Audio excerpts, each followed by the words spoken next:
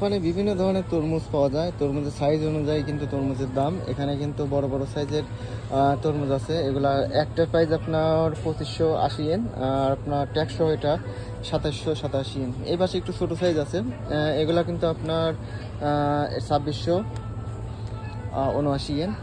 এই পাশে আছে 2463 ইয়েন। আর এই পাশে একটু মিনিমাম সাইজ, এটা আপনার 2463 ইয়েন। আর এই পাশে আরো ছোট ছোট এগুলো আছে, এগুলোর প্রাইস কিন্তু আপনার 980 ইয়েন।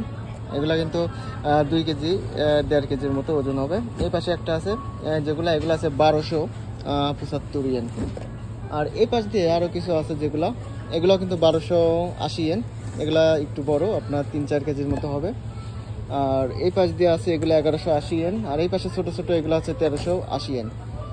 অনেক দাম কিন্তু জাপানের তরমুজ, অনেক ব্যয়বহুল।